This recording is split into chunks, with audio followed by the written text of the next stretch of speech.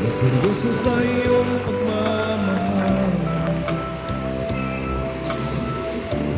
na handang ialay ang kanyang buhay sa iyo. Hira na ngayon ang may